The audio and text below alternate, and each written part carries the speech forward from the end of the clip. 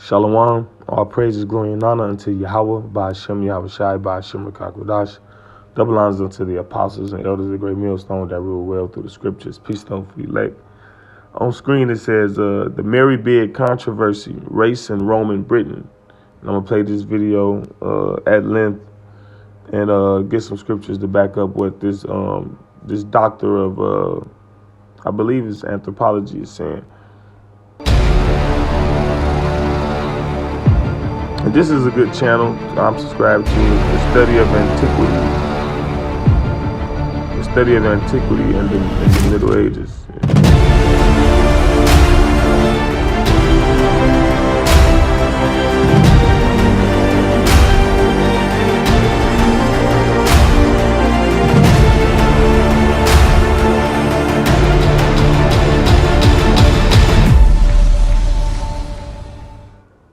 Hello everyone, thank you for checking out my YouTube channel today, The Study of Antiquity and the Middle Ages. I am your host, as always, Nick Barksdale, and today we are joined by a very special guest for a series on race and ethnicity in the ancient world. Dr. Rebecca Futo-Kennedy, thank you so much for coming on today. Happy to be here. We've covered Black Athena, the controversy, both sides of the arguments, and how really both sides of the arguments have stood the test of time, or haven't in their own way. And so now we're going to go to this one. Dr. Kyle Lincoln, who many of you are going to be familiar with our episodes on medieval Iberia, asked if you would explain the Mary Beard controversy and the misunderstanding of the interconnectedness of the Roman world. Yeah, so this one was in 2017, I think. Okay, it's actually the reason why I started my blog back up after having not written on my blog for like 3 years or something. Which was that, so what happened is that the BBC sort of education wing put out a cartoon that about, sort of life in Roman Britain. And the family that was the centerpiece was a centurion who was dark-skinned. See, and the family was a centerpiece of a centurion who was dark-skinned. Now, the scriptures, it says what? All right. It speaks about Cornelius being a centurion of the Italian band. Okay. This is Acts 10:1. It says, there was a certain man in Caesarea called Cornelius, a centurion of the band called the Italian band. Right. So when you read that, all right, based off the way people have been taught, because what they go into in this video is that how people associate whiteness or a geographic location with the current people there, failing to realize that various people have lived in different parts of the world at different times and conquered other peoples, and there was a lot of different travel and things of that nature. All right. So just because it says a centurion of the band called the Italian band, that does not mean that he was a so-called white person, that he was even an Italian. All right. When you look up, let me see, centurion. Let's look up centurion.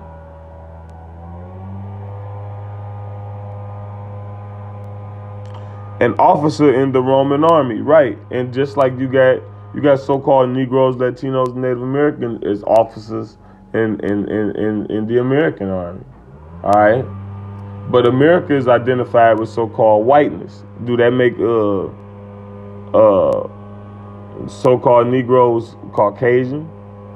Like if you read about them, if you was to read about certain Negroes who won medals of honor, and you just reading about their story, and you read that they're American, would you assume that they was white? All right? Because Cornelius was indeed an Israelite, which is ironic how this video started off, and they speaking about how there were a lot of dark-skinned people in those regions of what's so-called white today, like Europe. See, Europe is considered like that's a predominantly white area now, So people got the misconception that it's always been like that. And one of the reasons why is because of Job 9:24. All right. So let me get that scripture. This is the book of Job, chapter 9, verse 24. It says, "The earth is given into the hand of the wicked. He covereth the faces of the judges thereof." Right? All right. He spent all of this time and effort to hide things. All right. When you read in history, they teach you all the little book burnings. Remember, they was burning books and stuff like that. Who was doing that? And what rulership? When so-called white people were ruling. All these images, iconoclasm, which means the destruction of images. They paint everything that's so-called black. They paint over it. See that? They paint over it to making you thinking it's white. So to put a psychological stigma that so-called Negroes and the so-called dark-skinned people is useless and worthless and less than and comparable to so-called white people. That's how they try to reinforce their false genetics theory. Everything good that ever happened with earth and life and civilization happened when white people were ruling. In actuality, that's not true. Just look at the state of the world. It says, Talakia, it says, if not, where and who is he? So if not these people, then who? Do they got is there a Japanese Jesus? Is there an Iraqi Jesus? Is a Chinese Jesus? You ever seen a Hindu Jesus? A Pacific Islander? No, they took the image of the Lord and made it look like them, and got the whole world following it. You got all different type of nationalities as Christian, all different type of races. But anyway, let's go back to the video. People got very upset. British nationalists, particularly, and sort of white supremacist groups, got very upset about saying how the BBC no longer cares about historical accuracy. And so first, a different historian, not Mary Beard, a lesser known sort of male historian, came out and did a Twitter thread where it was like, dude, we know that the Syrian legions and the Iraq legions were stationed up in Roman Britain. We know from tomb information that there was one of the I can't remember his exact position, but he is North African Berber, and potentially we have his tomb, etc. We know that there were, non-whites in Roman Britain because and not only was it's not the fact that there was a dark-skinned presence in general, because all dark-skinned people are not of the same nation, all right? But there was the African presence and an Israelite presence, and the Israelites are the so-called Negroes, Latinos, Native Americans today. There is a distinction between so-called black people and actual Africans, Hamites, according to the Bible, because we ain't from Ham, we come from Shem. The Romans learned something very quickly when they were setting up legions in Germany, which was you don't put indigenous legions in the same region because that gives access points for undermining Roman authority. And so they had a practice of stationing people from different regions of the empire in different spaces. So we know who was in, we know historical evidence. So that had already been put out and seemed to be fine. Mary Beard, on Twitter, as you know, she sort of has a huge Twitter presence, put out her own opinion on this in defense of the BBC, saying, again, some of the same information, and basically sort of saying that, look, we know how the Romans operated their military operation, and we know how much migration and movement and mobility there was within the Roman Empire, and we know for a fact that Romans, you could be a Roman and not be a white person. You can be a Roman exactly. You can be a Roman and not be a white person. All right. You got a clear example of that in the scripture. The same way that this applied to Paul is the same way that it applied to Cornelius. All right.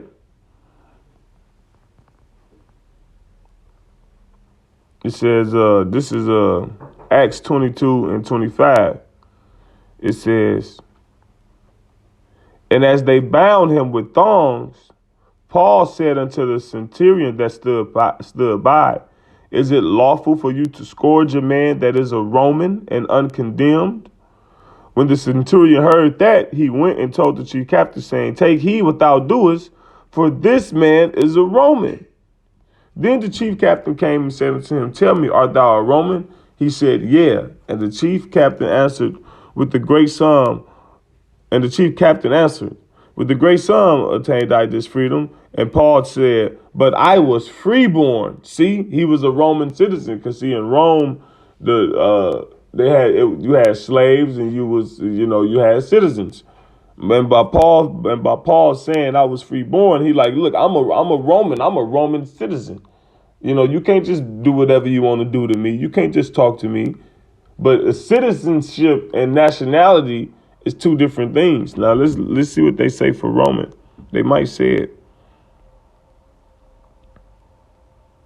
Romeos, a resident of the city of Rome, a Roman citizen. You a resident, okay? You from the jurisdiction of, all right? What they got? That's all they got. Okay, now here Paul said he's a Roman, but I believe it's Romans 11.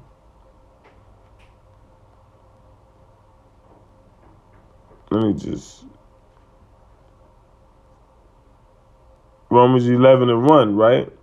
It says, I say then, have the Most High cast away his people? The Most High forbid. For I also am an Israelite of the seed of Abraham. See, now it's talking about the seed, the lineage, the nationality. All right, because we scattered all over the four corners of the world, and our citizenship may be German, it may be African, it may be Kenyan, because that's where we reside at. That's where our residence at.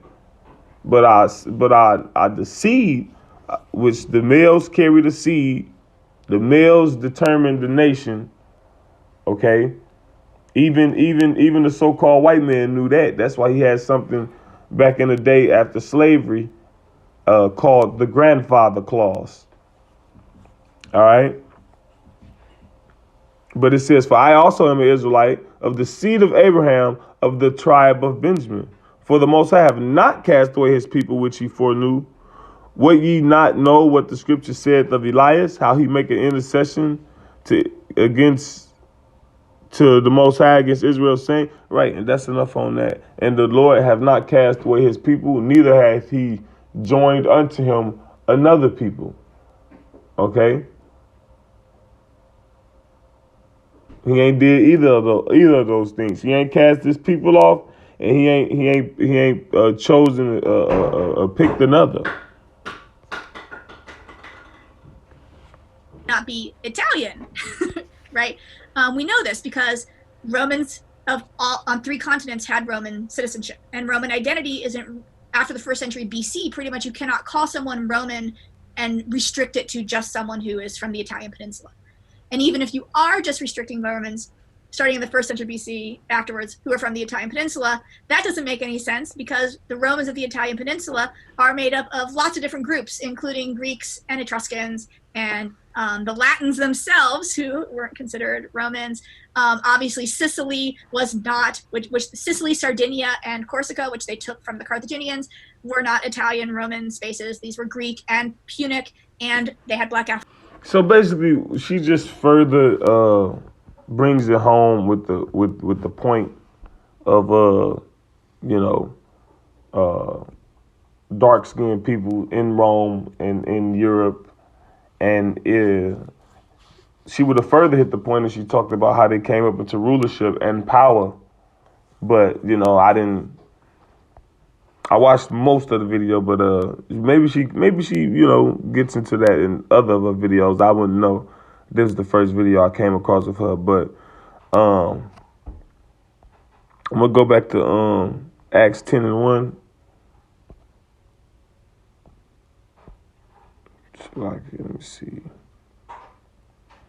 So this Acts 10 and 1. There was a certain man in Caesarea called Cornelius, a centurion of the band called the Italian Band, a devout man and one that feared the Most High with all his house, which gave much alms to the people and prayed to God always.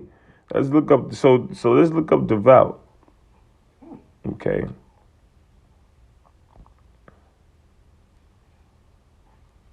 Devout. Pious, dutiful. So when you're dutiful, you're rendering a service. You're doing a duty, which is a service. Now when you read Romans 9 and 1,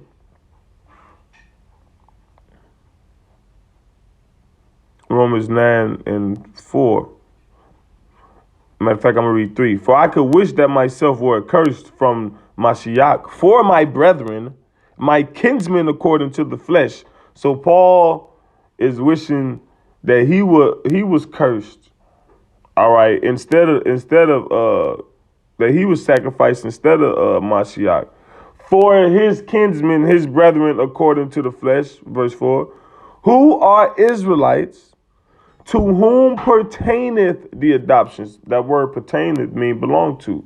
So the adoption belongs to the Israelites, and the glory, the Israelites, and the covenants, the old and the new covenant belongs to the Israelites, and the giving of the law, the Israelites, and the services of God, the Israelites, and the promises. So only an Israelite can serve God. Only an Israelite can have faith. All right. You a so-called Gentile and you think you believe, then your belief is in vain. All right. Even Yahushua told the woman, he said, for you know not what you worship, for salvation is of the Jews. So salvation belongs to the Israelites. Okay. Romans 9 just said it in the New Testament. All right, when people all try to put that distinction between the old and the new, but there it have Romans 9. Now it said Cornelius was a devout man, and devout means duty, performing duty, dutiful, and only the Israelites can be devout to the Most High, which is perform duties. Why? Because the service of God was given unto them. All right, when you read that, we just read in Romans 9 and 4. All right. So this is Jeremiah 3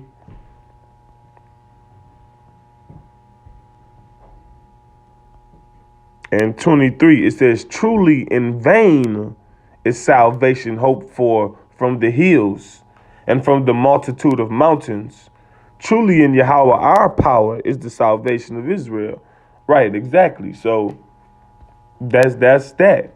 So with that, Lord willing, this was edifying lesson to the hopeful elect. Call Halayim La Yahweh Ba'Shem Yahushai Ba'Shem Kakodash. Shalom.